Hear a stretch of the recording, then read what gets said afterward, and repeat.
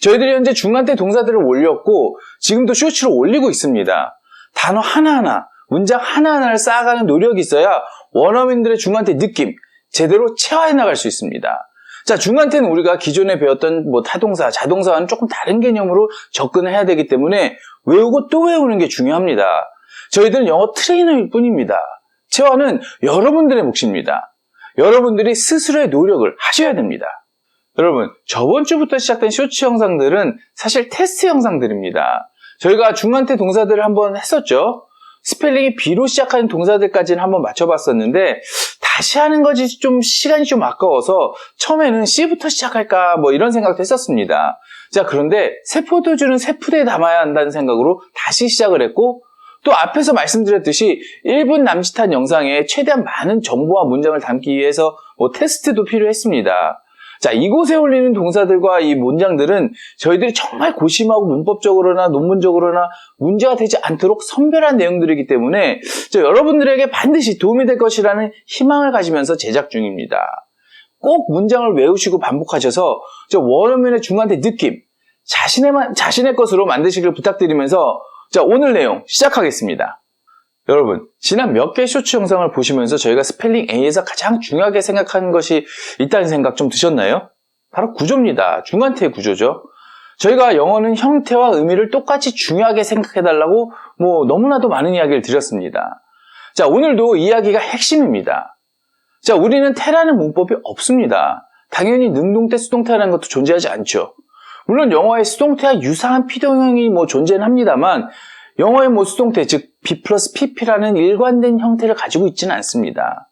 자, 영어는 형태가 너무나도 중요한 언어입니다. 자, 그러면 중간태도 당연히 어떠한 일정한 태, 즉 패턴을 가진다는 게 맞을 겁니다. 자, 오늘 이 부분을 확인을 하고 앞으로 중간태 문장을 트레이닝 해감에 있어서 가장 근본적인 틀을 한번 만들어 보려고 합니다. 자, 쇼츠에 올렸던 예문 중에 하나를 한번 보죠. I aged wine. 이 문장이 있습니다. 자, 와인을 내가 숙성시켰다는 내용이죠. 이건 분명히 능동태고 이걸 수동적 의미로 표현하고자 할 때 중간태 동사들의 경우 원어민들이 수동의 형태를 취하는 대신에 중간태의 형태를 취한다는 겁니다. 자, 그러면 중간태는 어떤 형태인가요? 자, 능동태와 똑같은 형태를 갖춥니다. 자, 이 말을 딱 드리면 여러분들에게 이런 생각이 드실 수도 있습니다. 이게 무슨 말이냐? 앞에서는 영어 형태가 중요하다면서 심각하게 얘기를 하다가 겨우 이런 결론을 내면 어떻게 공부를 하는 거냐? 어떻게 트레이닝을 하라는 거냐? 사실 의미가 별로 없잖아요. 자, 그래서 주로 중간태를 좀 아시는 분들이 가장 많이 하는 말이 이 능동태의 모습을 하지만 번역을 해보면 수동의 의미를 가진다. 이런 이야기를 하죠. 자, 이러면 좀 낫습니다. 자, 그러나 이것으로도 우리는 여전히 부족함을 느끼죠. 자, 그래서 좀 중간태를 연구하시는 학자들이나 혹은 중간태를 잘 아시는 분들은 이 중간태 동사의 중심에 이 동사 change를 놓습니다. 자, change라는 단어는 대표적인 중간태 동사인데요. 이 상태의 변화, 상태의 change죠. 혹은 행동의 변화, 이것도 change죠. 자, 그렇습니다. 어떤 변화가 일어나는 경우에 이 중간태를 쓴다는 말씀을 많이 하십니다. 이게 무슨 말이냐면 앞으로 배울 문장에서 한번 예를 들어서 한번 설명을 해보죠. Water boils. 물이 끓는다. 중간태 문장이고 boil은 중간태 동사입니다. 자, 물은 끓지 않던 상태에서 물이 끓는 상태로 바뀌는 거죠. 자, 우리가 예전에 배웠던 중간태 동사도 있습니다. The ball burst. 공이 터졌다. 공이 멀쩡한 상태에서 터진 상태로 변화가 일어난 겁니다. 자, 학자들은 중간태 동사의 특징이 이런 거라는 겁니다. 상태나 움직임의 변화가 발생한 동사들이 중간태 동사다. 자, 그런데 여러분, 저희가 지금까지 한 이야기를 직접 하면서도 혹은 여러분들처럼 제 이야기를 들어주시면서도 뭔가 애매한 느낌을 지울 수가 없습니다. 학자들이나 선생님들은 이렇게 이야기할 수밖에 없지만 저희들이 이것만으로는 머릿속에 뭔가 명확하게 그려지지가 않는 거죠. 반드시 어떤 형체가 존재하길 바라는 마음이 있습니다. 마치 수동태처럼요. 자, 그런데 문제는 모습은 능동태의 자동사 모습을 하고 있거든요. 그래서 부득이하게 이 중간태 동사의 형태 변화에 집중하는 것으로 여러분들을 트레이닝 시켜드리고 싶습니다. 자, 그게 바로 쇼츠에서 진행했던 이 모습입니다. 자, I aged wine이라고 했습니다. 자, 이걸 중간태로 바꿀 때 the wine aged 이렇게 하면서 네모칸과 화살표를 반드시 그렸습니다. 자, 무엇을 여러분들에게 말씀드리고 싶은 거냐면 자, 중간태의 동사들은 자신이 목적어로 갖는 것을 주어로 사용한다. 이게 가장 바닥에 깔려야 된다는 겁니다. 자, I aged the wine. 이걸 중간태로 바꿀 때 the wine aged. 이렇게 원래 age가 목적으로 쓸 수 있는 단어를 주어로 가져오는 것이라고 기본 틀을 만들어 두어야 된다는 겁니다. 자, 그래서 저희가 중간태 쇼츠 영상을 만들 때 항상 능동태와 중간태를 함께 예문으로 제시를 합니다.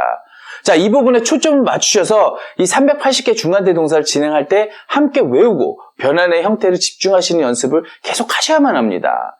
이게 별거 아닌 것 같이 보이지만 나중에 엄청난 힘을 발휘합니다.